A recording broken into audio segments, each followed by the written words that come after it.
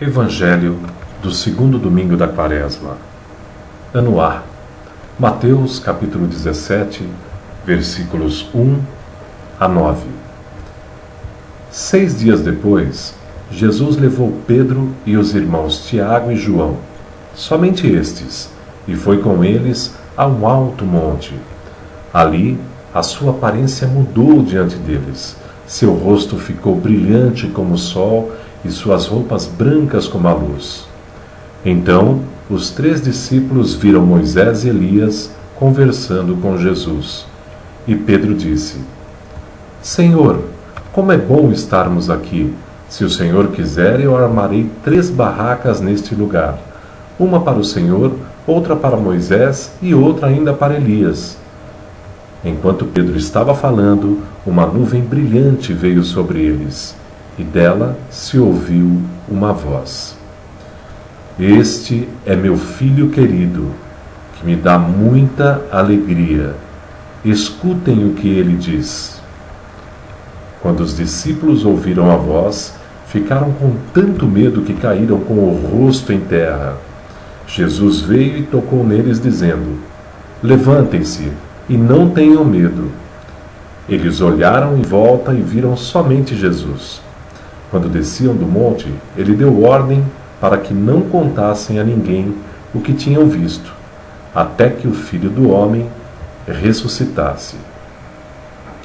Palavra da salvação.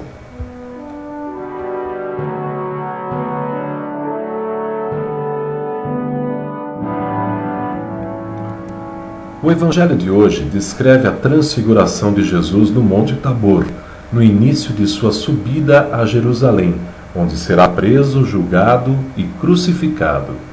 Jesus havia dito aos apóstolos que o Filho do Homem iria sofrer em Jerusalém e que morreria nas mãos dos sumos sacerdotes, dos escribas e dos anciãos. Mediante a aflição e a tristeza dos seus seguidores por causa das suas revelações, Jesus oferece o consolo para fortalecê-los. Ele escolhe 3 discípulos, os mesmos que vão testemunhar a sua agonia no Horto das Oliveiras por ocasião de sua paixão.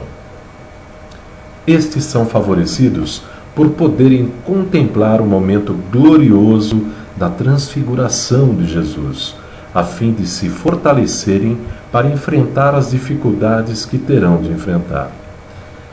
Era necessário mostrar para os discípulos o resultado final da sua luta por um reino de justiça, e que a sua vida e a sua ação não terminariam com a sua morte. Neste sentido, a transfiguração é sinal de ressurreição. É Jesus vencendo a morte. Ele revela, neste momento, que para entrar na sua glória é necessário passar pela cruz em Jerusalém. Todos os que o ouvem e o seguem participam da sua vitória final, quando então ressuscitarão com ele. A presença de Moisés e Elias no momento da transfiguração remete ao Primeiro Testamento. Moisés representa a lei e Elias os profetas. A lei e as profecias eram o caminho de Deus para anunciar o seu plano de salvação, e a transfiguração mostra que Jesus é o novo Moisés e o novo profeta, por meio do qual chega aos homens a sua justiça. A presença dos discípulos na cena da transfiguração mostra que o projeto de Deus no Primeiro Testamento e o projeto de Jesus no Segundo Testamento estão interligados. A reação de Pedro ao convocar Jesus a permanecer ali revela uma atitude de acomodação perante a glória. Pedro quer reter o Jesus glorioso junto com Moisés e Elias. Porém, Jesus aproveita a oportunidade para ensinar que a lógica de Deus é diferente da dos homens, pois a glória virá depois da luta e da dor.